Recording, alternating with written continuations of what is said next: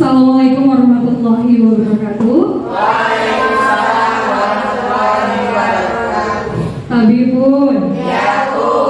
Selamat siang. Siang. Oke, kurang ngomong ya. Lagi selamat siang. Siang. Luar biasa. Semangat prima. Semangat semua ya. Oke. Yang terhormat Ibu Kepala SMP Negeri 24 Tulungagung Barat, yang dalam hal ini diwakili oleh Bapak Ramadona, Sarjana Pendidikan, dan yang saya hormati Bapak Ibu Dewan Guru serta staf tata usaha yang telah menyempatkan hadir pada kegiatan hari ini, yakni tentang kegiatan diseminasi pemahaman dan pengalaman budaya positif. Sebelumnya saya ucapkan terima kasih yang sebesar-besarnya kepada Bapak dan Ibu Guru yang telah meluangkan waktunya ya. Yang harusnya Bapak Ibu pulang ditunda sebentar karena untuk mengikuti kegiatan ini.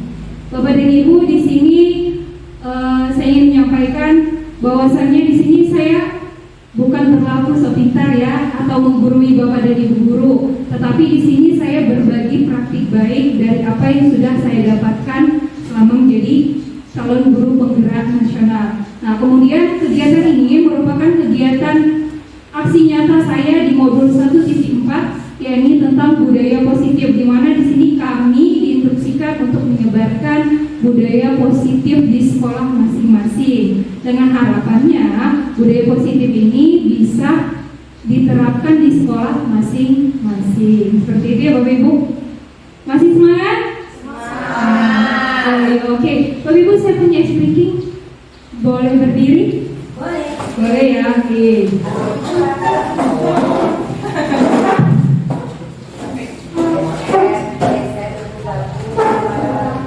Ya, kita gerak-gerak dulu ya. Kalau di kelas bersama anak murid, saya sering ngajak mereka sambil mendaring hari. Jadi di sini saya mau ngajak permainan Marina Menari. Bisa pernah dengar nggak? Marina menari di Oke, ya. Gerakannya tahu Bapak Ibu? Enggak. Oke, kalau Marina seperti ini. Marina menari di atas menara, di atas menara. Marina menari. Bisa? Oke. Konsentrasi. Dimulai. Kalau saya bilang konsentrasi, jawabnya konsentrasi dimulai ya. Konsentrasi. Dimulai. Marina Menari di atas menara, di atas menara. Marina menari. lebih cepat. Marina menari di atas menara, di atas menara. Marina menari. Marina menari.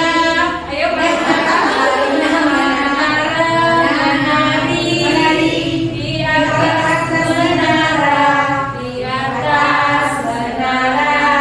Marina menari. Oke, kasih tepuk tangan. Silakan duduk. Oke, baik. Jadi speaking tadi bagaimana? Sudah cukup semangat? Sudah bisa fokus ya Bapak Ibu? Alhamdulillah. Baik, langsung saja untuk memanfaatkan waktu. Kita langsung ke materi, yakni diseminasi pemahaman dan pengalaman budaya positif oleh saya sendiri, yakni Mevta Sari, calon guru penggerak angkatan ke-7 dari SMP Negeri 24 Tulungagung Barat.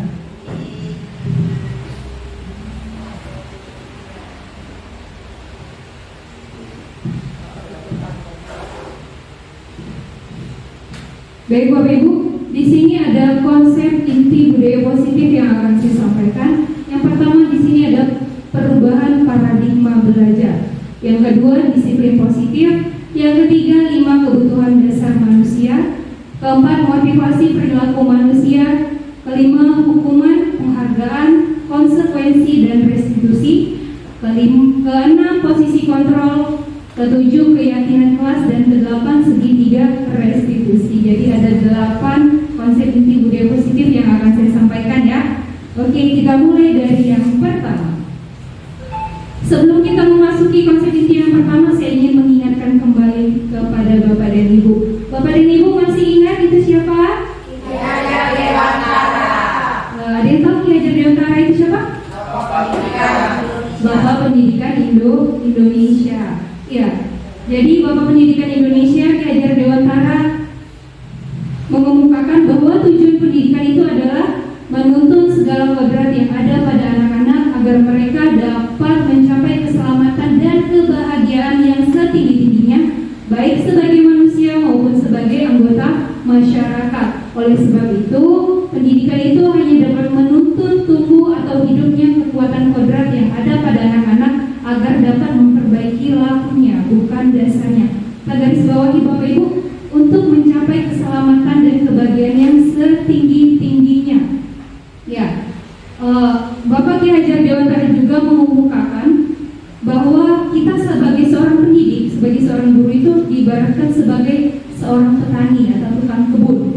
Ya, jadi anak murid itu adalah bulir-bulir padi yang akan kita tanam di lahan yang kosong. Lahan yang kosong itu adalah sekolah. Walaupun bulir-bulir padi tadi itu adalah bulir-bulir yang berkualitas, jika dia ditanam di lahan yang gersang, kurang perairan, kemudian kurang disirami, maka akan tumbuh baik atau tidak Bapak Ibu? Kurang baik. Untuk itu tugas kita adalah menuntun, kita merawatnya, kita memperbaiki kondisi tanahnya, ya, agar apa? Agar anak itu bisa mencapai kebahagiaan dan keselamatan yang setinggi-tingginya. Kemudian kita sebagai pendidik itu tidak bisa mengubah kodrat anak. Misalkan padi menjadi jagung, itu tidak bisa, karena anak itu sudah memiliki kodratnya masing-masing. Ya, mereka sudah ada dari sana, yang tinggal kita yang menggalinya, kita mengenali potensi yang ada pada mereka. Begitu ya Bapak Ibu. Oke, kita lanjut. Memasuki materi pertama, yakni pembelajaran dengan paradigma baru. Apa itu? Yakni pembelajaran dengan paradigma baru dirancang berdasarkan prinsip pembelajaran yang terdiferensiasi, sehingga setiap siswa belajar sesuai dengan kebutuhan dari tahap perkembangannya untuk mewujudkan profil pelajar Pancasila. Kalau kita belajar di kelas, itu biasanya kita menggunakan pembelajaran ini kita samaratakan kan ya Bapak Ibu. Padahal di paradigma baru ini, apalagi di kurikulum Merdeka Belajar, Merdeka Mengajar, di sini sudah disampaikan bahwa anak itu memiliki potensi yang berbeda-beda. Setiap anak itu memiliki kebutuhan yang berbeda-beda. Untuk itu kita sebagai guru harusnya memberikan pembelajaran juga yang berbeda-beda. Untuk apa? Tujuannya untuk mencapai mewujudkan profil belajar Pancasila. Jadi tidak bisa disamaratakan. Karena ada anak yang kinestetik, kemudian apa lagi? Visual, audio, visual. Anak itu berbeda-beda. Ada yang suka mendengarkan, ada yang suka melihat, ada yang suka bergerak. Seperti itu ya. Profil pelajar Pancasila, ada yang masih ingat? Ada berapa? Ada 6. Yang pertama apa? Beriman dan bertakwa kepada Tuhan Yang Maha Esa dan berakhlak mulia. Yang kedua ada mandiri. Kemudian yang ketiga, ya, gotong royong. Kemudian kreatif, bernalar kritis, dan ya, atau berkebinekaan global. Oke, Bapak Ibu, saya memiliki kegiatan nih, permainan pasang-pasangan ya. Ada yang namanya A dan B. Silakan Bapak Ibu tentukan siapa yang A, siapa yang B. Saya B. Iya, Oke. Bu Ida di sana nggak ada pasangan ya Bu Ida? Oke. Ada yang A, ada yang B. Ini tempat duduk aja Bapak Ibu. Duduk aja sendiri. Ya. Ya. Oke. Yang A tugasnya adalah mengepalkan tangannya, menganggap bahwa di dalamnya ini memiliki sesuatu yang sangat berharga yang tidak bisa dibuka oleh orang lain. Yang B tugasnya adalah membuka kepala ini. Bagaimana caranya terserah, mau dibujuk, mau di Pakai cara Bapak Ibu terserah pokoknya gimana. Saya kasih waktu 10 detik bisa? Bisa ya? Oke, dimulai silakan. 10 detik ya.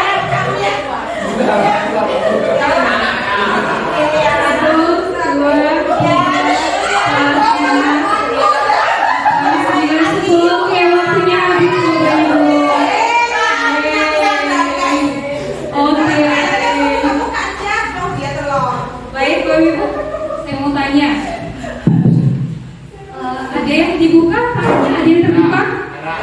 Ada. Kenapa Pak? Azra. Oke. Ada yang tetap di kepala? Iya, terpal. Oke, iya benar sekali. Saya mau tanya sekarang Kak. Jadi kontrol itu sebenarnya ada di mana? Di orang lain apa diri sendiri? Di diri sendiri. Iya. Jadi yang namanya kontrol diri itu berada dalam diri sendiri. Kita nggak bisa mengontrol orang lain.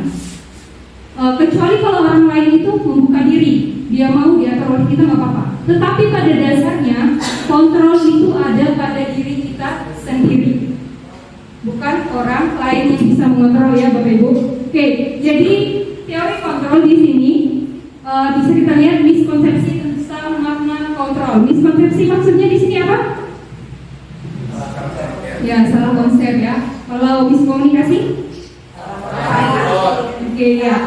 Ya, jadi sebenarnya pada kenyataannya semua itu adalah ilusi. Yang pertama, ilusi guru mengontrol murid. Kita jeda sebentar ya Bapak Ibu. Azhar. Oke Bapak Ibu, kita lanjut lagi ya. Ya, saya ulangi lagi ya. Miskonsepsi tentang makna kontrol. Ya, miskonsepsi apa tadi? Miskonsepsi? Salah persepsi atau salah konsep ya. Jadi yang ada di dunia kita ini itu sebenarnya ilusi ya. Yang pertama, ilusi guru mengontrol murid. Kita selalu beranggapan kita bisa mengontrol murid. Padahal yang sebenarnya kontrol itu ada pada diri kita sendiri. Mungkin anak-anak itu mengikuti kemauan kita karena terpaksa. Misalkan seperti ini, anak-anak diam duduk, dengerin ibu. Mereka sebenarnya rasanya takut. Sebenarnya apa? Kontrol itu ada pada diri mereka sendiri, ya. Seperti tadi Bapak Ibu menggenggam tangan, ada yang membuka, ada yang tidak. Yang tetap menggenggam itu karena mereka sendiri berpegang teguh pada pendirian mereka. Sedangkan yang membuka, mereka menerima kalau mereka dikontrol oleh orang lain ya. Oke, yang kedua, ilusi bahwa semua penguatan positif, efektif, dan bermanfaat. Nah, mungkin kita sebagai guru sering memberikan kata-kata positif, dukungan, motivasi kepada anak didik kita. Kita beranggapan bahwa semua penguatan itu bermanfaat, tapi belum tentu. Ada anak yang bisa menerima, ada juga yang tidak bisa menerima. Jadi semua itu tergantung anaknya masing-masing.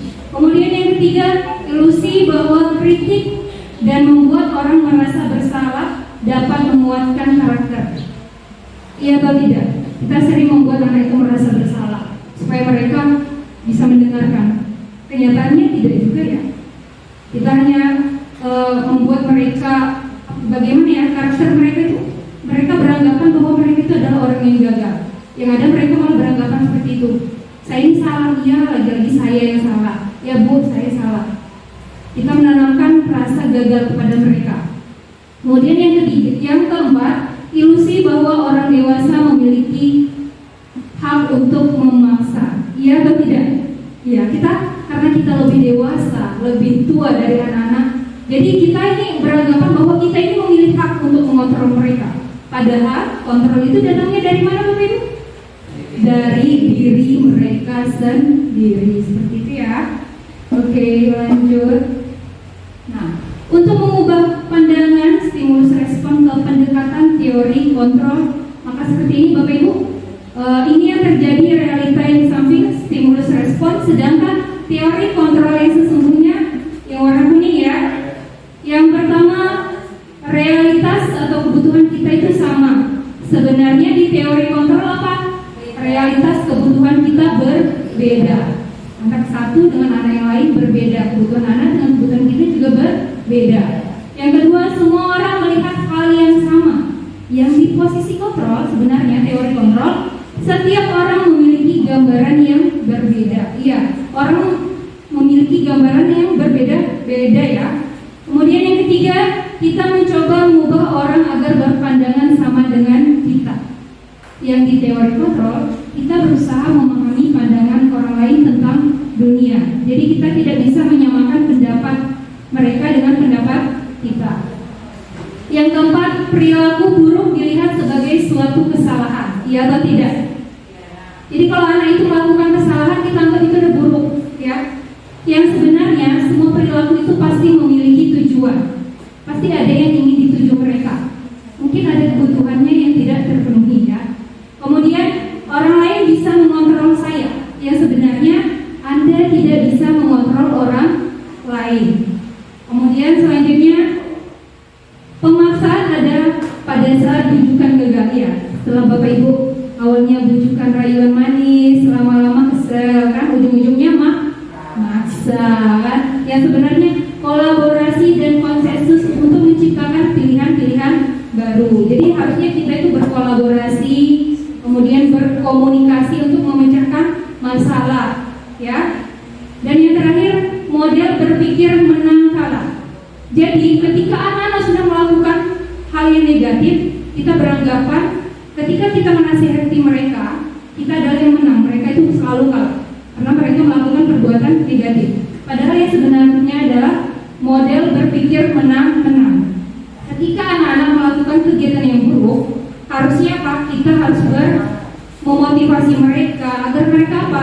Memiliki rasa bertanggung jawab, sehingga mereka tidak merasa bahwa mereka itu gagal.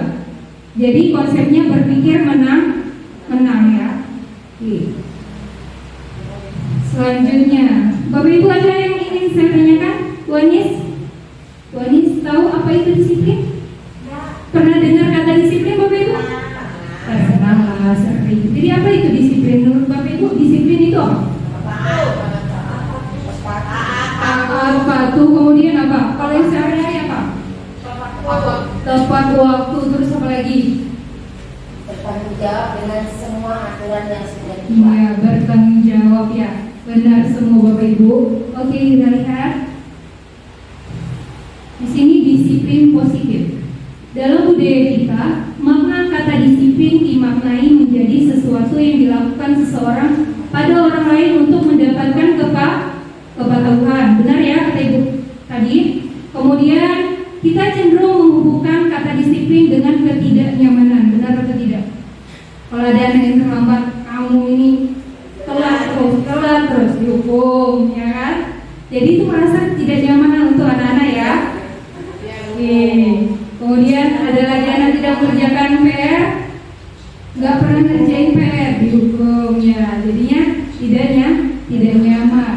Seharusnya kita sebagai pendidik, tujuan kita adalah menciptakan anak-anak yang memiliki disiplin diri, sehingga mereka bisa berperilaku dengan mengacu nilai-nilai kebajikan universal dan memiliki motivasi intrinsik, bukan ekstrinsik.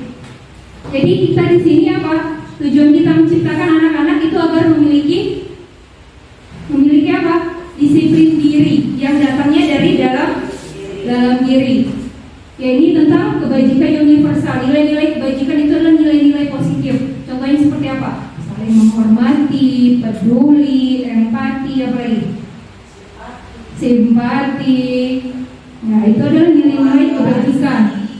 Ya, yang harusnya itu kita tanamkan dari dalam diri sendiri, diri mereka, bukan hanya dorongan, bukan paksaan ya.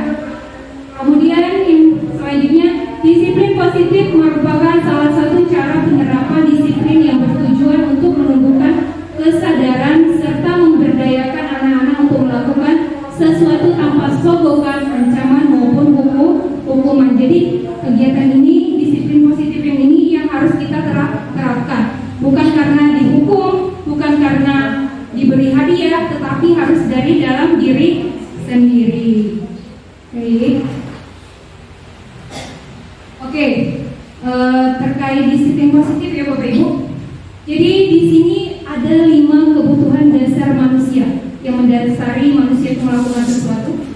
Yang pertama yakni kebutuhan bertahan hidup atau apa namanya?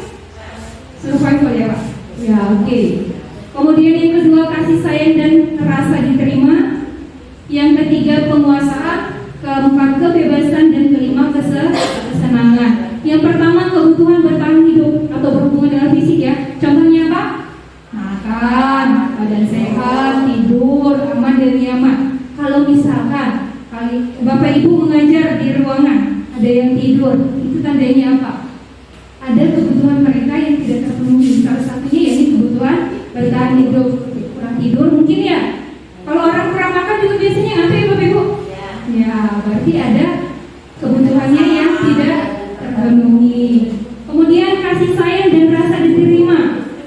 Mungkin Bapak Ibu pernah lihat ya ada anak yang caper. Ada ya. Oke. Itu artinya mereka itu butuh kasih sayang, butuh disayang sama Bapak Ibu guru ya. Ya. Berarti ada kebutuhan mereka yang tidak terpenuhi ya Bapak Ibu.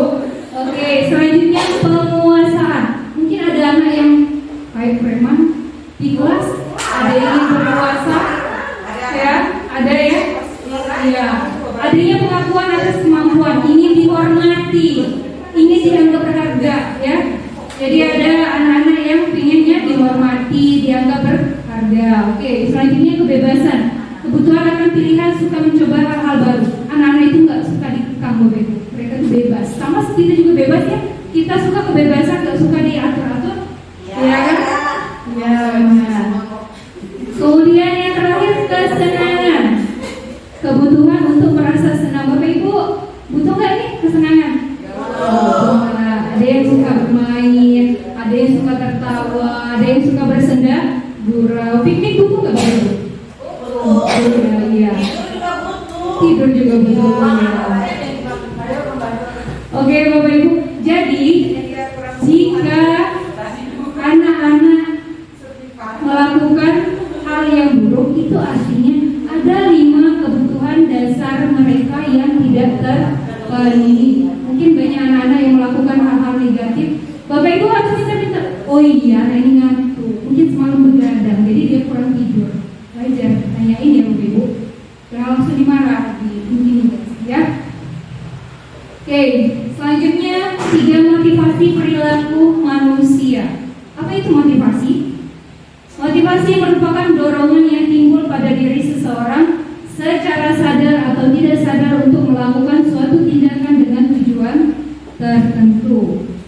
Ya, jadi motivasi itu adalah dorongan, baik sadar maupun tidak sadar. Ya, menurut Diane Garson ya, bacanya gitu. Ada 3 perilaku manusia yang mendasari. Jadi yang pertama, untuk menghindari ketidaknyamanan dan hukuman. Ini murid ya, murid melakukan disiplin diri karena ia takut dihukum. Ini merupakan motivasi ekstrinsik. Jadi motivasi dari luar. Mereka mau melakukan disiplin, tetapi karena takut. Ya nanti saya kalau nggak bawa topi nanti saya dihukum. Kalau saya nggak pakai kaos kaki nanti saya disuruh lari. Jadi mending saya pakai. Jadi motivasinya itu karena takut, bukan dari dalam diri. Kalau dari dalam diri apa? Contohnya seperti apa kalau dari dalam diri? Oh iya, saya kan harus menghormati Bapak Ibu guru yang lain kan pakai, saya baru pakai. Jadi ada dari dalam diri kita sendiri ya. Ya, kesadaran masing-masing. Selanjutnya untuk mendapatkan imbalan atau penghargaan dari orang lain. Murid melakukan disiplin diri karena ia ingin mendapatkan imbalan. Ini merupakan motivasi ekstrinsik. Jadi anak-anak melakukan hal ini tidak tulus karena ada sesuatu. Ya Bu, saya mau, tapi dapat hadiah apa ya Bu? Oke Bu, besok saya belajar yang rajin, tapi dapat hadiah ya Bu. Ya, ini lebih ke hadiah, bukan apresiasi. Beda dengan apresiasi ya Bu, ya Bapak Ibu. Kalau diapresiasi biasanya itu dilakukan di akhir pembelajaran. Yang diapresiasi itu adalah proses anak.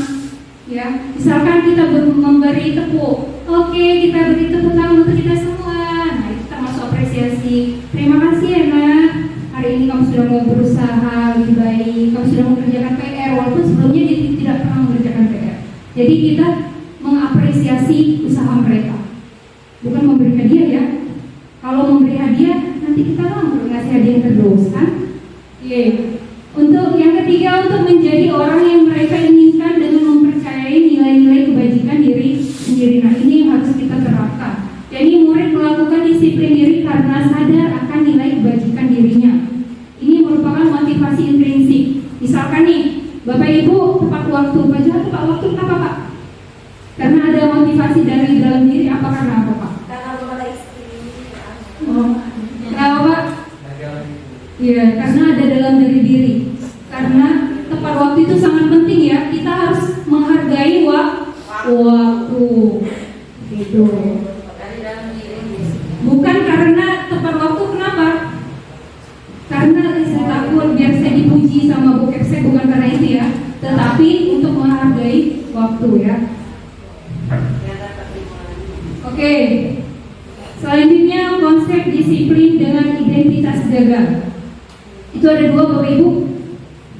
Identitas gagal ada dua, identitas sukses juga ada dua. Yang pertama hukuman. Pernah dengar kata hukuman? Pernah. Hampir setiap hari ya. Setiap hari apa tidak? Ya. Ya. Kalau hukuman itu sangat menyakitkan ya. Kita tidak merasakan, tetapi kalau kita melakukan ke anak-anak itu menyakitkan sebenarnya. Kemudian tidak nyaman, pasti. Kemudian murid yang ada malah jadi takut. Mungkin ada anak yang takut ya? Ada. Kemudian memaksa, pasti ini jelas memaksa ya. Kemudian murid menyembunyikan kesalahan karena mereka takut sehingga mereka menyembunyikan kesalahan. Nanti kalau saya jujur, saya tambah dimarah, gitu ya. Kemudian murid menjadi rendah diri. Mereka selalu menganggap bahwa mereka itu adalah orang yang gagal, dihukum terus. Kemudian konsep disiplin selanjutnya yakni penghargaan. Penghargaan di sini dalam bentuk barang ya, maksudnya Bapak Ibu. Yang pertama itu tidak efektif, yang kedua merusak hubungan. Pasti ada sifat iri. Misalkan nih, siapa yang bisa nanti ibu kasih buku misalkan, pasti mereka cepet-cepetan. Sebenarnya sama-sama sudah selesai, tetapi ada satu yang lebih tua. Pasti adik kiri yang satu. Saya juga sudah, tapi dia yang dapat, ya kan? Ya, jadi merusak hubungan. Kemudian mematikan kreativitas. Anak-anak itu hanya ingin melakukan karena ada imbalan. Kalau nggak ada imbalan, mereka tidak ingin melakukan. Selanjutnya menghukum dengan sistem ranking. Nah ini ya, saya juga baru menyadarinya ya Bapak Ibu, bahwa sistem ranking itu tidak baik ternyata. Karena pada dasarnya anak itu memiliki kelebihan masing-masing. Mereka memiliki kemampuan masing-masing. Kita urutin 1 sampai 30. Yang 30 kasihan banget ya. Saya juga sudah pernah merasakan itu. Kemudian merampas hak menghargai dirinya. Jadi mereka melakukan sesuatu itu karena ada hadiah, nggak menghargai dirinya karena orang lebih beranggapan saya nanti dapat hadiah, nggak menghargai usaha mereka ya. Oke, selanjutnya, nah ini konsep disiplin yang harus kita lakukan. Identitas sukses ini ada dua, yaitu konsekuensi dan restitusi. Perhatikan Bapak Ibu. Apa itu restitusi? Ya, konsekuensi. Kalau konsekuensi tahu ya? Ya, penguatan jangka pendek. Jadi misalkan anak-anak melanggar peraturan, misalkan mereka terlambat, sehingga mereka harus menggantinya pada saat jam istirahat jika ada tugas ya. Kemudian perlu monitoring berkelanjutan, stimulus respon, murid menghormati peraturan. Ya, jadi murid jadi menghormati peraturan karena adanya konsekuensi. Jika ia melanggar, ia harus melakukan konsekuensi. Selanjutnya kehilangan waktu untuk merenungi kesalahan. Jadi yang paling baik ini adalah restitusi ya Bapak Ibu. Yang pertama, murid bertanggung jawab untuk perilakunya. Jadi murid itu sadar dari perilakunya ya. Yang kedua, fokus pada pemecahan masalah jangka panjang. Jadi kalau anak itu ada masalah, kita pecahkan. Kita mencari solusi. Kemudian murid menghormati dirinya dan orang lain. Kemudian dirinya memegang kontrol sendiri. Dan yang terakhir, murid bersemangat memperbaiki kesalahan. Jadi konsep disiplin dengan identitas sukses yang paling baik adalah restitusi. Ya, baru konsekuensi. konsekuensi ya Bapak Ibu. Jadi sekarang nggak menggunakan penghargaan atau hukuman lagi ya, melainkan konsekuensi dan restitusi. Bapak Ibu tadi ada yang bertanya tentang restitusi ya. Jadi restitusi adalah sebuah cara untuk menanamkan disiplin positif pada murid. Restitusi adalah proses menciptakan kondisi bagi murid untuk memperbaiki kesalahan mereka, sehingga mereka bisa kembali pada kelompok mereka dengan karakter yang lebih kuat. Ya. Ciri-cirinya seperti apa? Bukan menebus kesalahan. Kalau menebus kesalahan itu apa? Konsekuensi ya, melainkan belajar dari kesalahan. Jika mereka sudah melakukan kesalahan, mereka tidak ingin mengulangnya lagi. Ya. Kemudian yang selanjutnya memperbaiki hubungan, bukan menegangkan hubungan ya. Hubungan yang tidak baik itu diperbaiki. Tawaran bukan paksaan. Jadi kita tidak ada kata paksaan, tetapi tawaran. Misalkan seperti ini, kamu mau memperbaiki kesalahan kamu ini nak? Iya bu, mau. Nah, jadi kita menawarkan, bukan memaksa. Kamu harus memperbaiki kesalahan ini ya. Begitu ya Bapak Ibu. Kemudian menuntun untuk melihat ke dalam diri. Ya, selanjutnya mencari kebutuhan dasar yang mendasari tindakan. Kenapa mereka melakukan ini? Pasti karena ada kebutuhan dasar yang tidak terpenuhi. Selanjutnya fokus pada karakter bukan tindakan. Karakter yang ingin ditanamkan, karakter baik ya. Selanjutnya menguatkan dan fokus pada solusi, memberi motivasi dan mencari solusi. Itu Ibu. Jadi konsekuensi sama Restitusi itu berbeda. sudah didahulukan konsekuensi baru restitusi. Lebih baik restitusi dulu Bu. Restitusi itu yang paling baik. Tapi ini saya lihat tadi ada tawar-tawar dulu. Ya, oke, kita lihat contohnya Ibu ya. Jadi contohnya sini, siswa sering tidak mengerjakan PR. Contoh kasusnya ya. Kalau dia melakukan dengan disiplin hukuman, guru itu langsung menghukum siswa, misalkan hormat bendera atau lari lapangan. Itu hukuman. Guru itu marah, siswa pasti takut. Kalau dia konsekuensi, guru memberikan konsekuensi untuk mengerjakan PR-nya saat istirahat atau dikerjakan sebanyak 3 kali lipat. Jadi mereka berbuat salah, mereka sudah ada konsekuensinya. Kalau saya melakukan kesalahan, berarti saya harus mengganti. Ada penggantinya, seperti itu ya.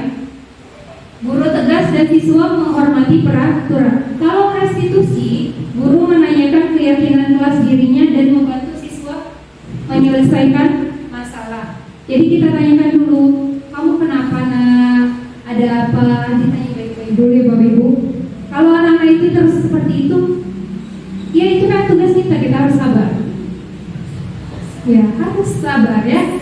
Oke, guru tersebut dan siswa menghormati dirinya dan orang lain ya. Nanti ada contohnya Bapak Ibu, contoh restitusi. Oke, selanjutnya 5 posisi kontrol, 2 lagi. Dan 6 Bapak Ibu. Ya 2 lagi kan. 5 posisi kontrol guru. Jadi ada 5 Bapak Ibu, kira-kira Bapak Ibu yang mana ya? Oke, yang pertama adalah hukum, yang kedua membuat merasa bersalah, yang ketiga teman, keempat pemantau, dan yang kelima manajer. Oke.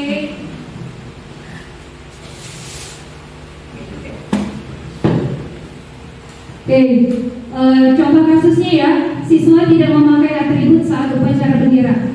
Kalau dia penghukum, ya pasti ngomong patuhi aturan sekolah. Lalu berdiri di depan barisan atau berdiri di depan ya, jadi anak itu merasa malu, takut. Oke. Kemudian membuat merasa bersalah. Jadi mereka itu membuat anak itu merasa bersalah. Berapa kali harus memberitahu kamu nak? Guru itu sangat kecewa dengan kamu. Kalau dia teman seperti apa? Ayolah, yang tertib. Buat guru bangga, hari ini tidak apa-apa. Kamu salah, nggak apa-apa hari ini ya. Kalau dia pemantau ini sama seperti konsekuensi ya Bapak Ibu. Kamu sudah melanggar apa peraturan dan konsekuensinya jika kamu melanggarnya. Oke. Dan yang terakhir ini yang paling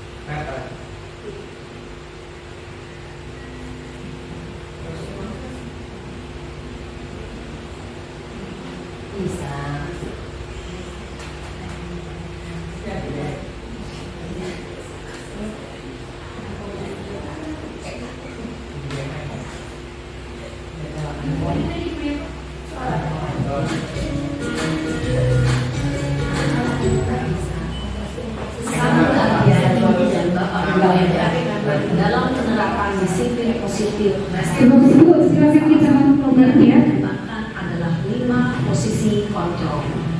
5 posisi kontrol dalam restitusi adalah proses perjalanan seorang pendidik agar dapat mengenali dirinya. Pada video kali ini, kita akan membahas tentang 5 posisi kontrol yang dikembangkan oleh Diane Gosser dan contoh penerapannya.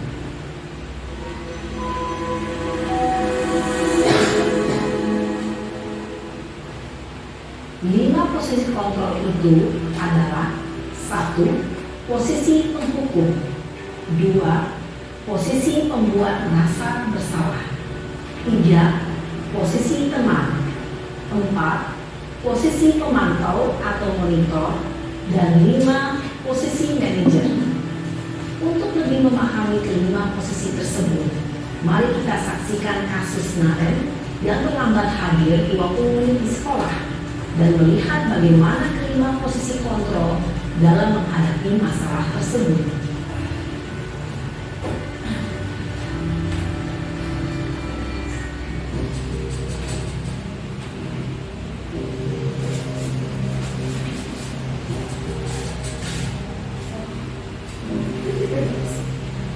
Naren! Sini kamu! Selalu terlambat. Kamu deh, pasti terlambat. Maaf Bu, saya Apa? Apa coba? Alasan kamu apa lagi? Kapan sih kamu tidak terlambat? Malas sekali ya kamu jadi anak. saya Dasar pemalas. Gak kapok-kapok sih kamu. Sudah berapa kali terlambat?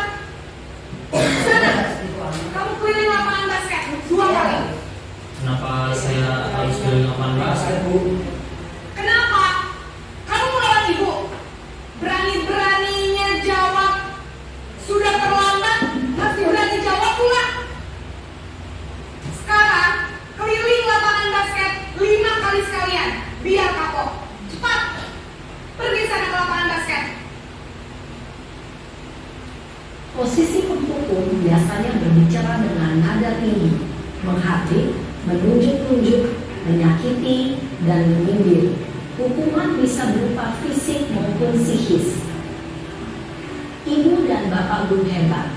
Dampak yang terjadi pada murid ketika guru berada pada posisi penghukum adalah murid cenderung akan memberontak, bahkan menyimpan dendam.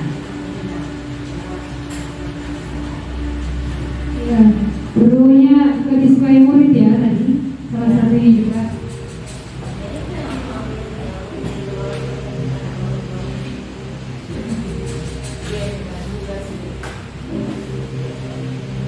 Naren!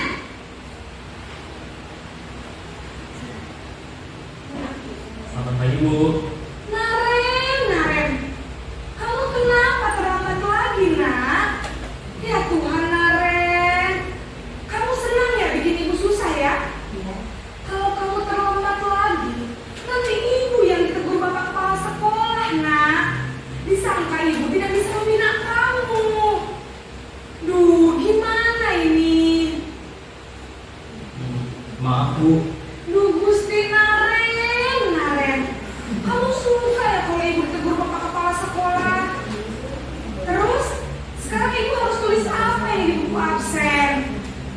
Ini kamu sudah sering terlambat loh. Ibu harus apa coba? maaf Bu, maaf sekali.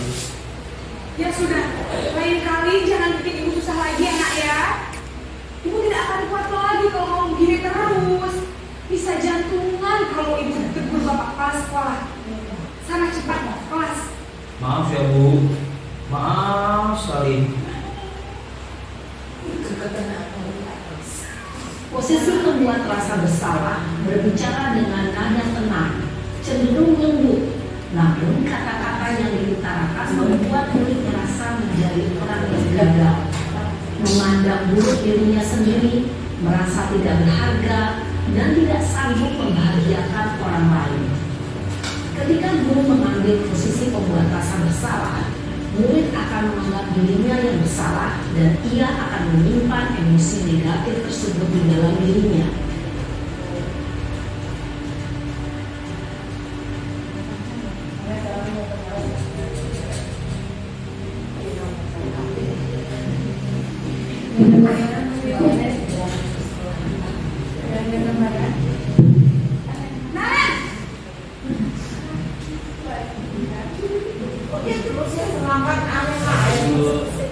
Wah, sudah jam berapa ini, Nak? Lagi ya, sayang.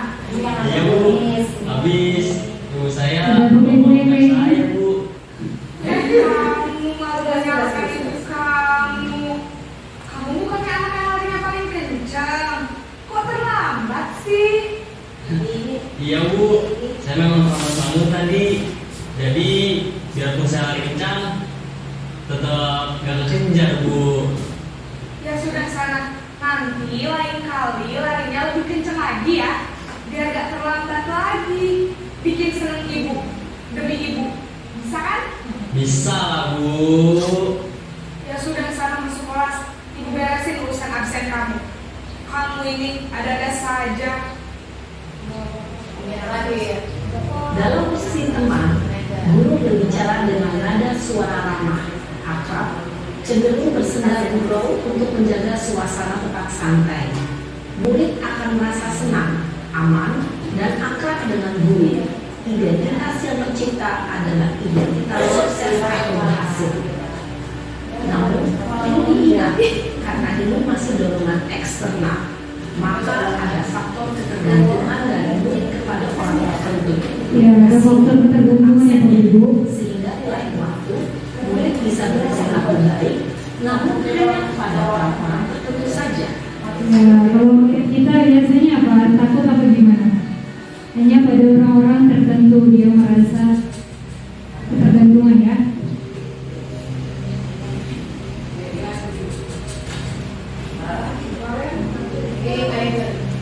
Nan! Selamat pagi Bu. Naren, apa peraturan sekolah kita tentang jam berapa kita harus masuk sekolah, Nak? Kita harus di sekolah jam 7 Bu. Iya betul, sekarang sudah jam 7.20. Naren sudah tahu konsekuensinya jika terlambat hadir. Paham Bu, saya harus tinggal kelas pas jam istirahat selama 20 menit. Iya benar, konsekuensinya demikian. Jadi nanti jam 9.30 pas istirahat, kamu harus tinggal di kelas, kerjakan tugas tambahan untuk ketertinggalan kamu, ya? Baik Bu. Posisi pemantau mengandalkan penghitungan atau data untuk mengontrol murid. Guru mengarahkan murid berdasarkan peraturan dan konsekuensi. Seorang pemantau menunjukkan bahasa tubuh dan ekspresi wajah yang datar dan cenderung formal.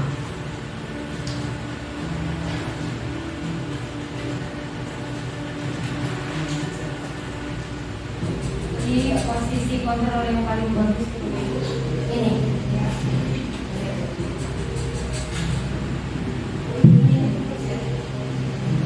Naren!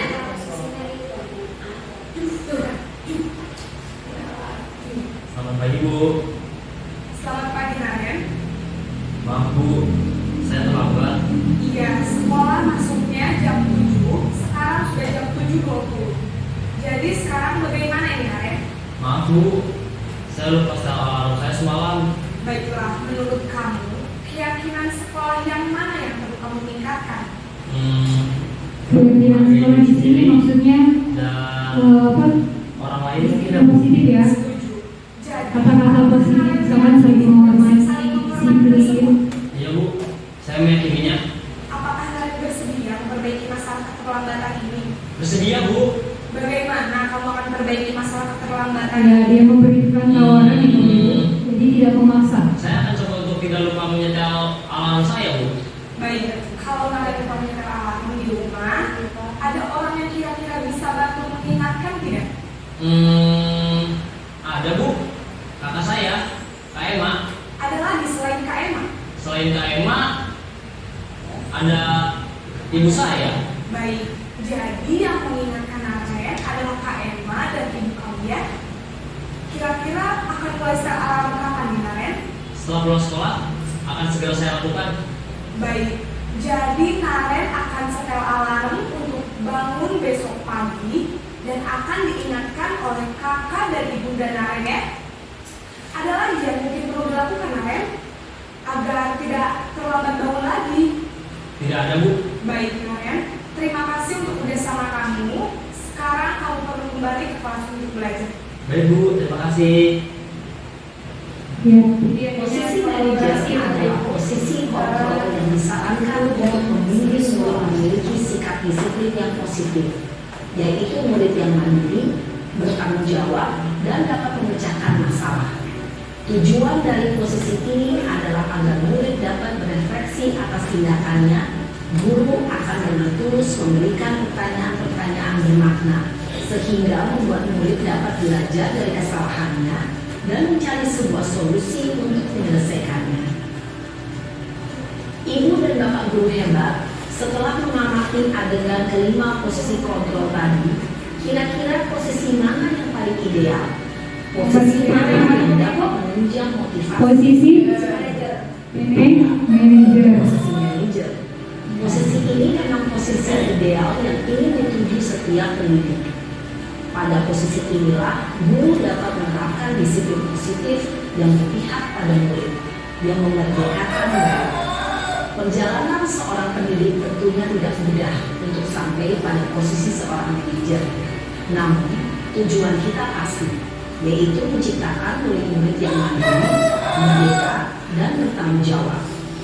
Semoga penggambaran 5 posisi kontrol yang telah diperlihatkan ini dapat menjadi ajang refleksi bagi kita semua agar dapat terus mengasah dan menerapkan disiplin positif yang memerdekakan murid. Mari terus berlatih dan bersemangat. Selamat menerapkan. Salam dan bahagia Ibu dan Bapak guru hebat.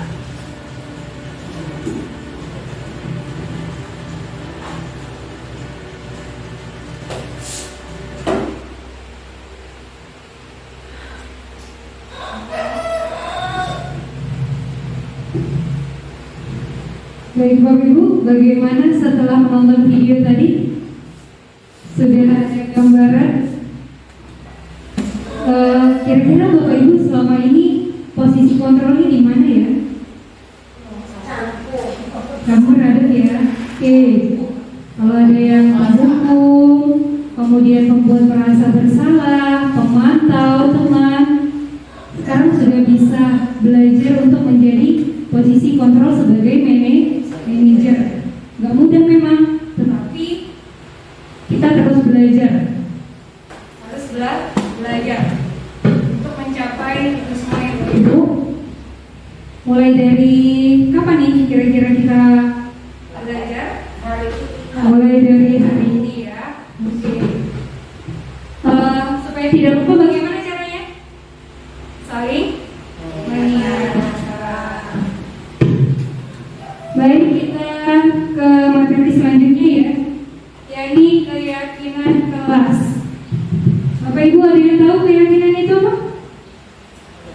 Keyakinan, percaya. Kalau ditambah kelas, kepercayaan kelas. Ya, keyakinan kelas ini hampir sama dengan kesepakatan kelas. Jadi kita membuat keyakinan yang akan kita sepakati.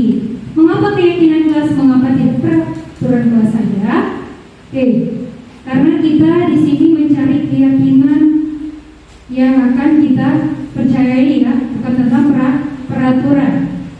Coba saya tanya nih ke Bapak Ibu, mengapa kita memiliki peraturan tentang penggunaan helm pada saat mengendarai kendaraan dua atau motor?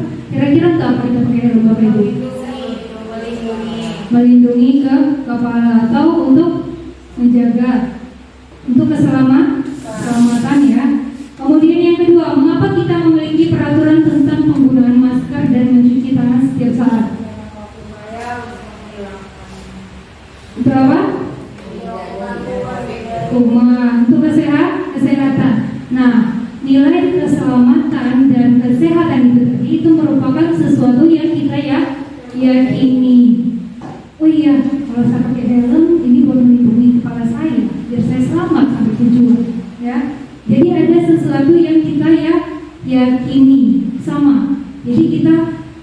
melakukan keyakinan kelas supaya apa? Pembelajaran bisa terwujud sesuai dari keinginan kita ya Bapak Ibu. Oke. Kegiatan membuat keyakinan kelas. Yuk kita tonton lagi videonya atau ya? Oke, kita tepuk semangat dulu. Masih ingat tepuk semangat gimana? Oke. Nah, oke. Sekarang saya ganti nih tepuk konsentrasi. Kalau saya bilang pagi, kalau saya bilang apa? Pagi. Kalau saya bilang pagi, tepuknya 3 kali. Kalau saya bilang siang, tepuknya 2 kali. Kalau saya bilang sore, tepuknya 1 kali. Kalau saya bilang malam, Tidur. Bisa? oke, konsentrasi. Konsentrasi. Pagi, siang, malam, sore, siang, malam, malam, pagi, pagi, siang, sore. Oke, kasih tepuk tangan kita semua. Ibu, masih semangat ya. Oke, kegiatan membuat keyakinan kelas.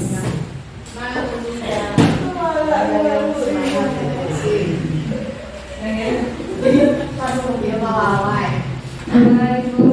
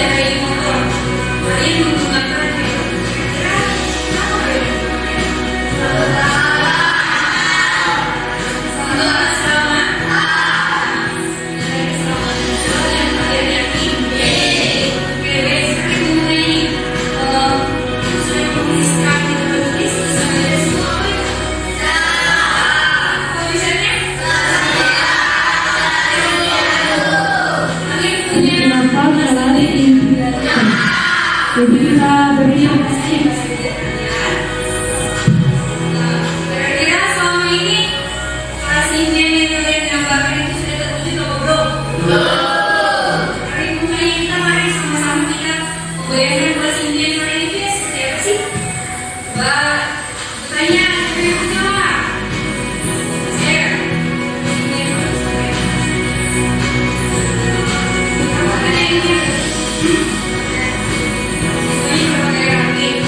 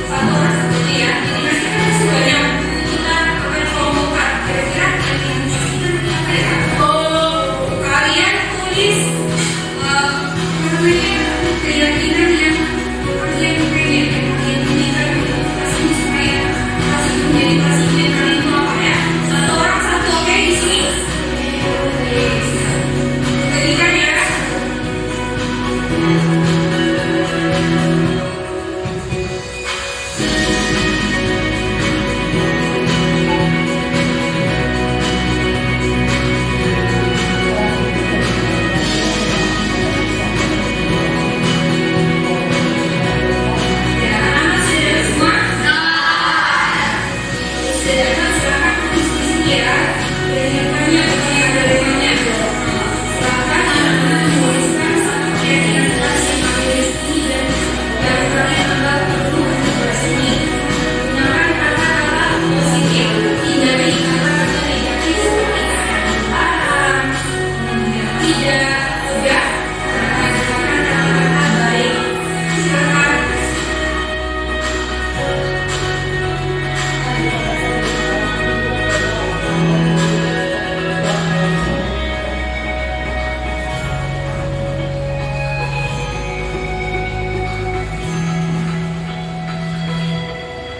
Gimana anak? Sudah selesai semua? Kalau sudah, kita sudah menyiapkan kantong di depan 4, 3, 11, 7. Jadi setiap anak menempel di depan ya. Oke, nanti kita berdiskusi dari kalian yang peserta ya. Oke, silakan dari yang terakhir. Silakan ya. Yuk.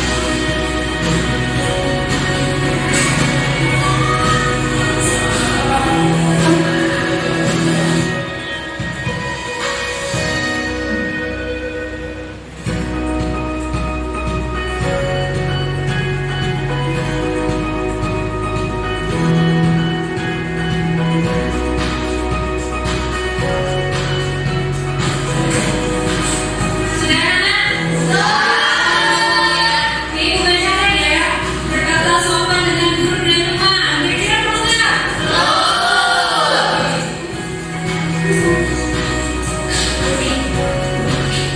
Guru dan siswa saling tolong-menolong dan menghormati. Ya, perlu? Saling tolong-menolong ya. Kemudian berpakaian rapi sesuai jadwal. Ya? Perlu nggak? Oke.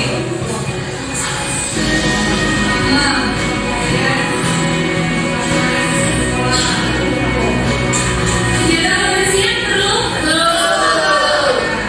Ini sesuai jadwal. Guru dan siswa saling menghargai. Perlu? Ya. Disiplin waktu, masuk dan keluar sesuai waktu. Perlu? Siapa suka keluarnya berapa? Oke.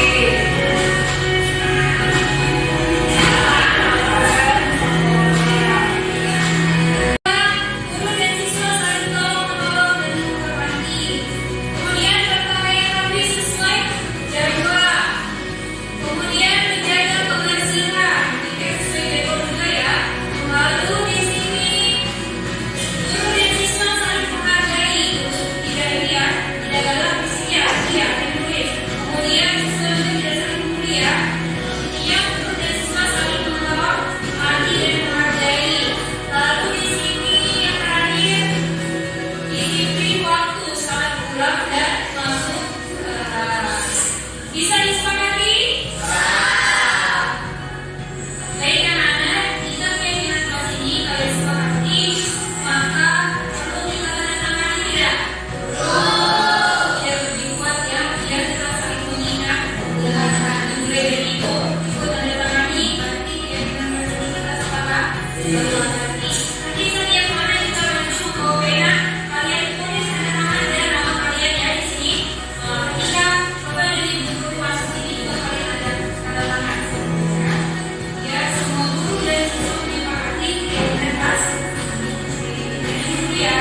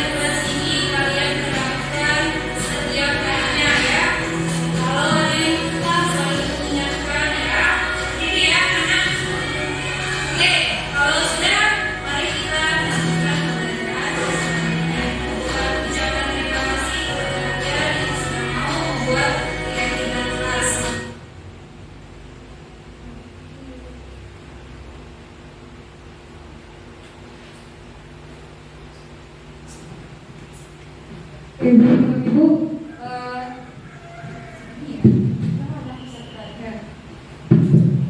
Tadi itu merupakan salah satu contoh penerapan keyakinan kelas yang saya praktekkan di kelas 7B. Harapannya setelah ini kelas-kelas yang lain juga bisa membuat keyakinan kelas. Jadi keyakinan kelas yang telah kami sepakati di kelas 7B, yaitu menjaga kebersihan, saling menghormati di sini guru dan siswa saling menghargai, tidak saling membuli, guru juga tidak galak-galak, maksudnya di sini ya Bapak Ibu. Kemudian disiplin waktu masuk dan pulang sesuai waktu. Lalu tolong menolong, berpakaian rapi dan berkata sopan.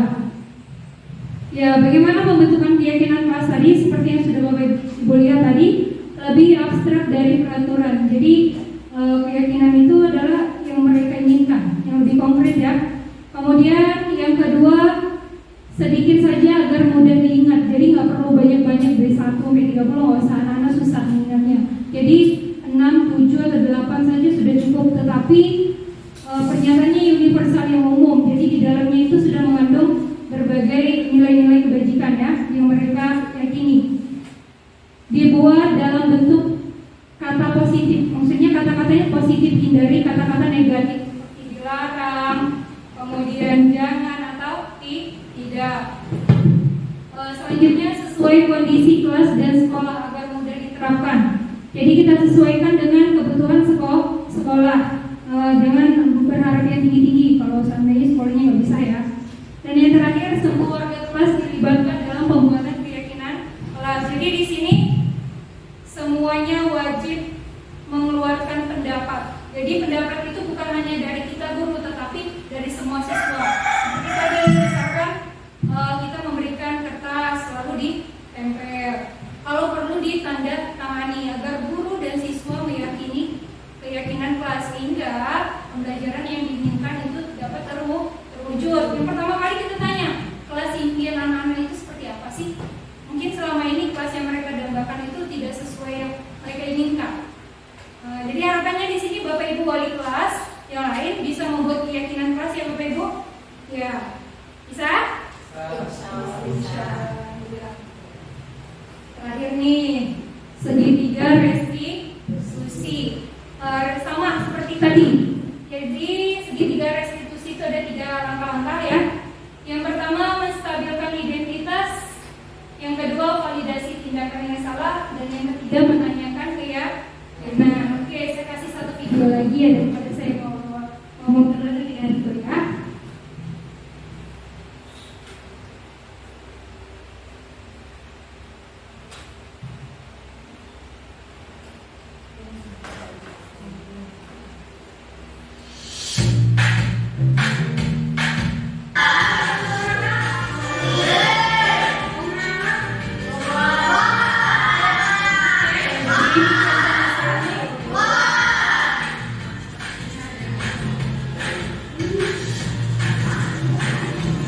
Ya, kasusnya di sini Asep tertidur.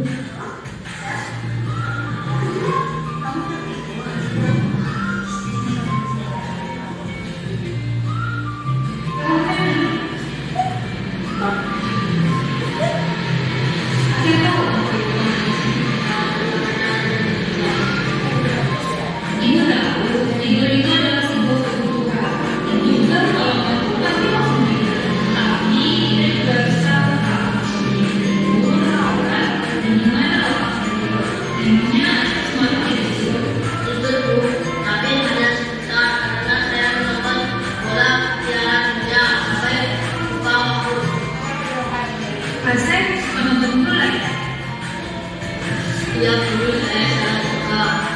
Saya dipelajari tugas saya dan itu main dulu. Juga tadi saya sebut saya dengan kita ingin menjadi pemain bola seperti Ronaldo dulu. Iya, itu tahu. Melihat idola bertanding itu memang sangat menyenangkan ya. Kan bisa selesai ke waktu.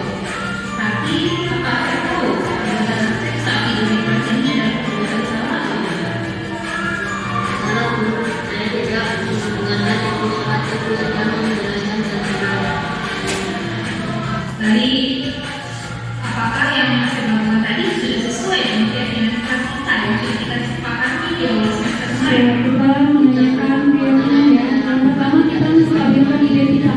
kita nggak langsung mengasah kita, tapi kita belajar kita yang berbuat bukan itu tandanya ada kebutuhan dasar yang tidak terpenuhi. Nah, jika SMP ingat dengan keyakinan kita, apakah SMP setia untuk memperbaiki kesalahan hasil ini? Kira-kira apa yang akan saya lakukan untuk memperbaiki kesalahan hasil ini? Lalu, Jika kesalahan malam, saya akan menentukan kerjaan dari saya dengan melakukan itu. Jika saatnya hari sebelum sekolah, jika saya duduk secara malam dan tidak akan terlibat di kelas. jika itu bagaimana? Saya akan minta tolong saya untuk mengingatkan saya jika saya akan melakukan hal lain. Baik, Kenapa seperti posisi manajer ya Bapak Ibu? Mulai hari ini, walaupun nanti malam ada pertandingan, saya akan menonton keesokan harinya. oke, terima kasih Asep sudah berusaha menjadi yang lebih baik.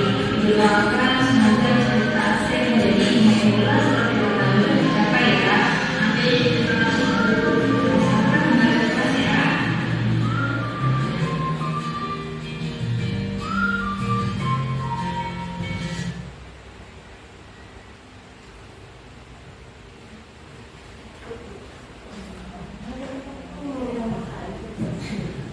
Oke Bapak Ibu, jadi langkah-langkah segitiga restitusi yang pertama tadi apa? Menstabilkan identitas. Kita semua akan melakukan hal yang terbaik yang bisa kita lakukan. Jadi kita tidak langsung mengatakan hal yang buruk, kita stabilkan. Anak itu kenapa sih melakukan hal itu? Kita cari tahu dulu ya. Kemudian yang kedua, validasi tindakan yang salah, kita tanya. Perbuatan kamu ini salah atau benar? Nah, mereka akan mengakuinya sendiri. Kemudian yang ketiga, menanyakan keyakinan. Keyakinan tadi itu keyakinan kelas kesepakatan yang sudah mereka buat ya Bapak Ibu. Kalau mereka sudah meyakini, mereka pasti ingat. Kira-kira keyakinan kelas apa yang kamu yakini, yang kamu langgar? Ya Bu, saya tidak saling menghormati. Nah, baru dari situ kita tawarkan. Kamu mau memperbaiki kesalahan kamu atau tidak? Mereka sendiri yang akan menjawabnya. Kemudian mereka yang akan mencari solusinya dan memecahkan masalah mereka sendiri. Ya Bapak Ibu, tanpa ada paksaan dari kita sendiri. Seperti itu jelas Bapak Ibu. Oke, sudah ya. Oke, terima kasih Bapak Ibu. Kita sampai di penghujung. Sampai sini ada yang ingin ditanyakan Bapak dan Ibu? Ada yang ingin ditanyakan? Saya nggak nanya sih. Oke, Bu Yuli, bagaimana? Setelah saya mengamati dan menyimak ya dari beberapa tadi, ada berapa tadi 7 ya? Ada 8. Perasaannya terkait dengan hal itu yang ingin saya pertanyaan sih sebenarnya. Ini kita sama-sama lah ya, kita semua dengan kondisi anak kita yang seperti ini ya. Nah, apakah bisa gitu kita terapkan hal seperti itu? Sedangkan kondisi anak tadi kan ada katanya di situ tawar menawar dulu. Ketika kita tawar menawar di saat dia membuat kesalahan, ketika itu ya, Pak. Ya. Nah, apakah dia bisa melaksanakan tawar menawar itu? Bisa. Nah, yang saya lihat sekarang, oke lah sekarang ya, kita tawar ya. Misalnya besok jangan kamu lagi ya. Dengan konsekuensi yang ada itu kamu yang harus menolak. Itu berbicara saat itu. Besoknya nanti bisa diulangi lagi. Iya. Ya. Ya. Baik Bapak Ibu, terima kasih Bu Yuli, pertanyaannya sangat bagus. Oke, baik. Setiap sekolahan itu pasti memiliki kelebihan dan kekurangannya masing-masing. Kita semua tahu kondisi anak-anak kita itu seperti apa. Sebenarnya itu bisa, tetapi kita harus sabar dan gak cukup sekali. Kalau kata fasilitator saya waktu di guru penggerak daerah, udah 100 kali belum Bu? kita coba terus-teruskan Bu. Waktu itu pernah ketika anak-anak tidak membawa bontot, saya menanyakan, ya Bu bawa, besoknya lagi, minggunya lagi, ada yang bawa, ada yang tidak. Mungkin ada beberapa anak yang sudah meyakini, mereka sudah sadar, oh iya saya tidak membawa, mereka sudah sadar dari dalam diri, tetapi ada yang tidak. Untuk itu kita harus sabar dan harus terus-menerus melakukan ini. Kita harus saling kolaborasi dan komunikasi, terutama selalu melakukan dan mengatakan hal-hal yang positif ya Bapak Ibu. Kita harus selalu bersabar dan terus-menerus. Jangan karena sekali, Bu saya udah kayak gitu kemarin, besoknya nggak lagi. Kita harus coba terus-terus. Sama sepertinya pembiasaan pendidikan karakter ya Bapak Ibu. Awalnya kita nggak ada pembiasaan, tapi sekarang lama-lama jadi pembiasaan kan? Karena kita biasakan, kita ulang-ulang. Sama halnya seperti kita mengajar, kita ulang-ulang. Lama-lama kita tahu kan? Bahkan nggak perlu lihat buku. Sama halnya menghadapi murid itu, kalau kita melakukan hal yang sama ini tidak berhasil, kita coba lagi besoknya, atau kita menggunakan strategi yang lain. Ada lagi Bapak Ibu? Jelas Bu Yuri? Oke, ya Bu Isti. Kalau tentang pengendalian gizi tadi kan katanya dari dalam diri siswa itu kita tidak bisa mengendalikan peserta didik kita. Bagaimana dengan kondisi siswa yang kita tahu sendiri seperti imam atau sindira, itu bagaimana? Apakah kita juga harus bersabar atau bagaimana? Ya, balik lagi Bapak Ibu.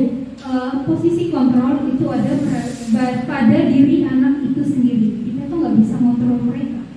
Kalau mereka melakukan kesalahan, itu artinya ada kebutuhan mereka yang tidak terpenuhi. Misalkan seperti imam tuh ya, kira-kira kebutuhannya apa sih? Minta perhatian, kurang kasih sayang Bapak Ibu. Kemudian kalau seperti Wira, kurangnya apa? Kurang kasih sayang. Banyak kebutuhan dasar mereka yang tidak terpenuhi. Caranya apa? Anak-anak seperti itu harus kita omongin terus.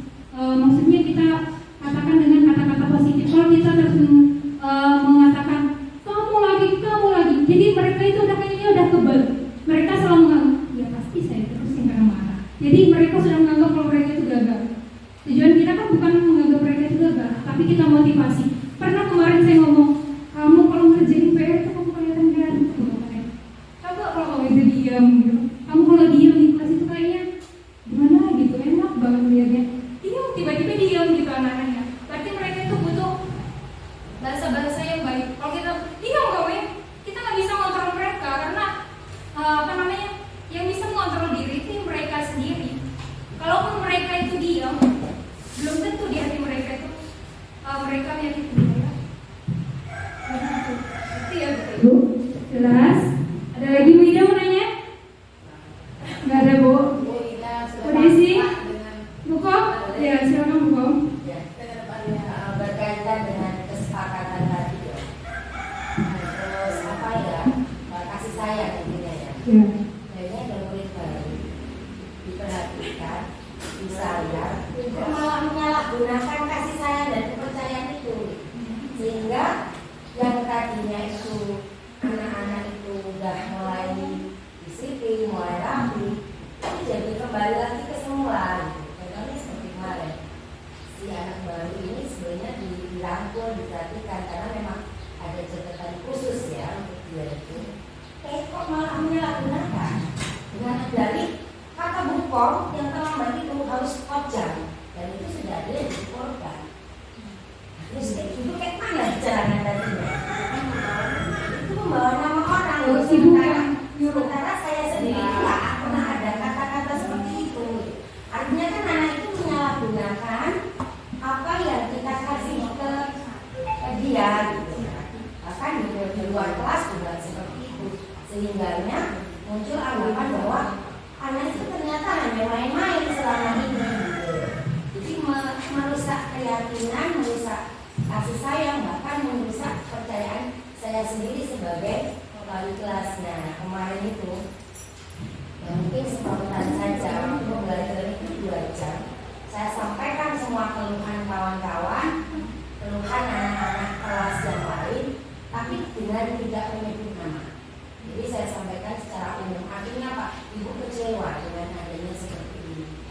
Efeknya anak itu 2 hari nggak masuk. Ya.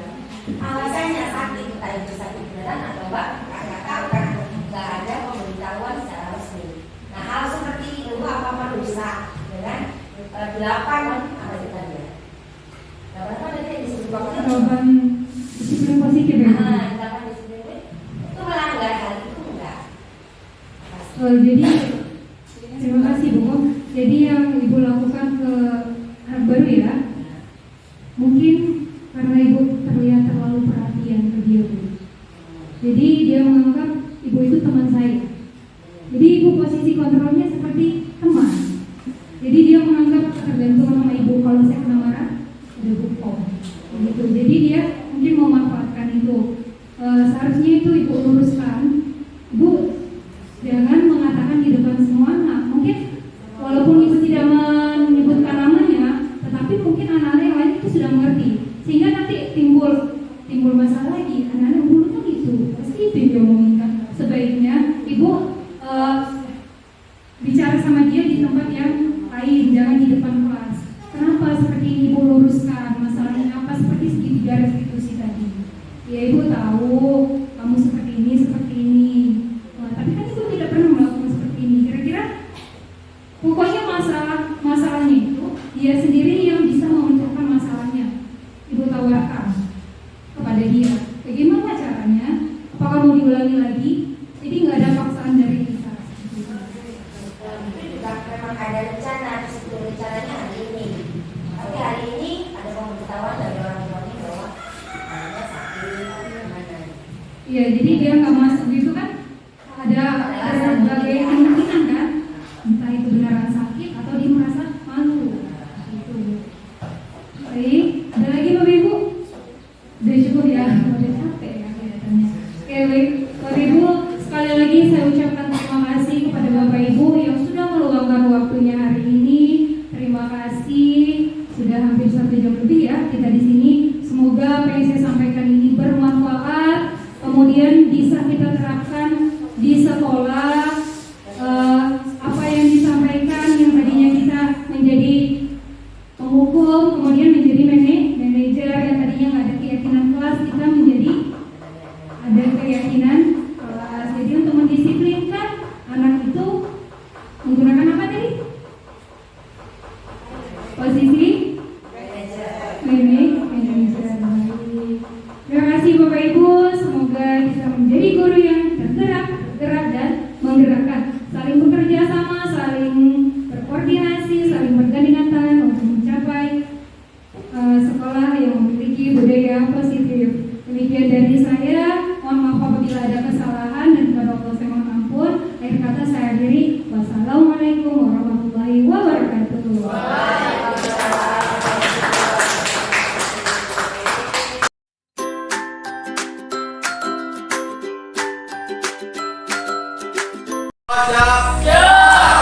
Belum diserang pada mereka.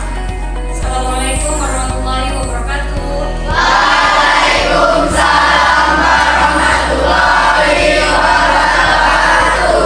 Selamat pagi.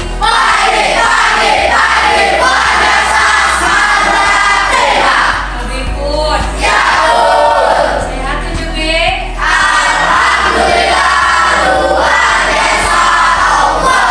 Alhamdulillah, hari ini akhir semua. Alhamdulillah semua sehat ya. Ya, mari sama-sama kita ucapkan alhamdulillah. Oke, baik anak-anak, hari ini sebelum kita memulai pembelajaran, aku akan mengajak kalian membuat keyakinan. Kalian tahu apa itu keyakinan? Tahu? Apa itu keyakinan? Dua impian, kemudian sesuatu yang kalian yakini. Misalkan seperti ini, ketika kalian ingin mengendarai motor, kalian menggunakan helm. Kira-kira kenapa kalian menggunakan helm? Untuk keselamatan. Nilai keselamatan itulah yang kalian yakini. Oke, baik. Sekarang ibu mau tanya nih, ibu sudah menulis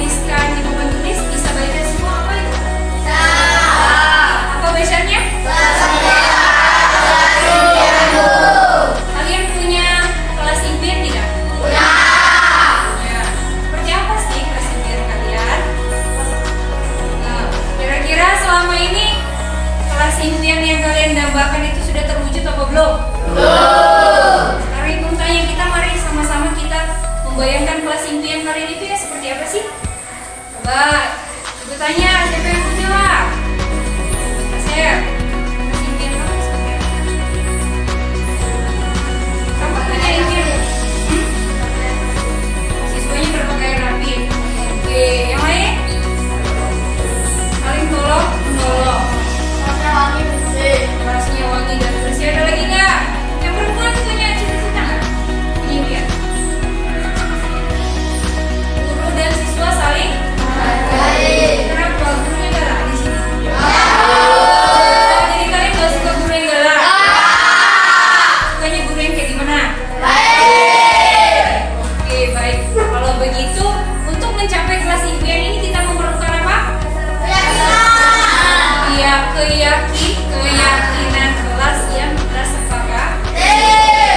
Baik, kalau begitu silakan anak-anak ibu, nanti akan ibu bagikan kertas ini. Nanti kalian tulis satu orang satu aja ya. Jadi nanti kan pasti banyak. Nanti kita akan kelompokkan. Kira-kira keyakinan kelas kita nanti apa ya? Kalian tulis keyakinan yang kalian pengen, yang kalian impikan untuk kelas ini supaya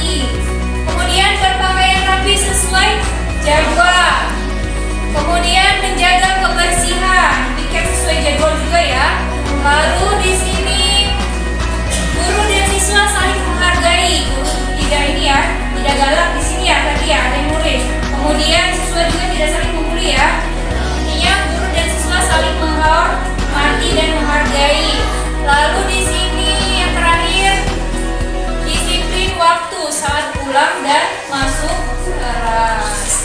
Bisa disepakati? Baik anak-anak, jika keyakinan kelas ini kalian sepakati, maka perlu kita tanda tangani tidak?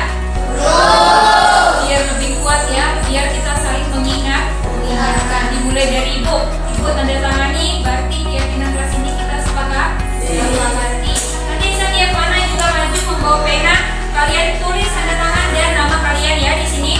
Ketika Bapak dan Ibu guru masuk sini juga kalian ajak tanda tangan ya. Biar semua guru dan siswa menyepakati keyakinan kelas ini. Jadi dulu ya.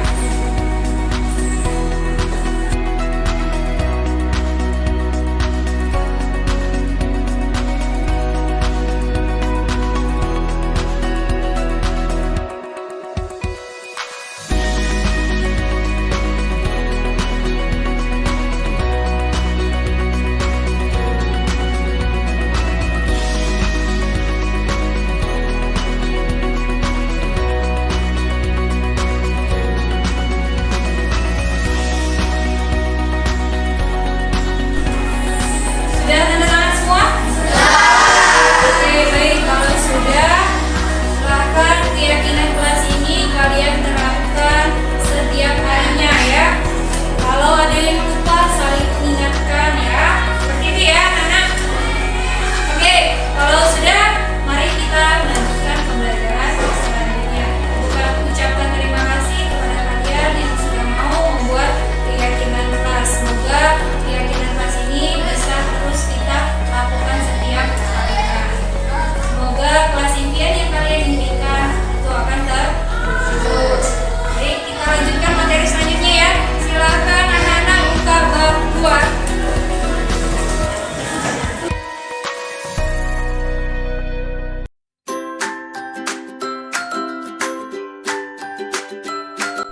Assalamualaikum warahmatullahi wabarakatuh. Saya Vanessa. Saya Tivana. Kami berdua dari kelas 7B. Kemarin kami bersama teman-teman yang lain telah membuat keyakinan kelas bersama Bu Mirta. Kami sungguh sangat senang. Semoga kami dapat melakukannya dengan baik dan konsisten. Wassalamualaikum warahmatullahi wabarakatuh. Assalamualaikum warahmatullahi wabarakatuh.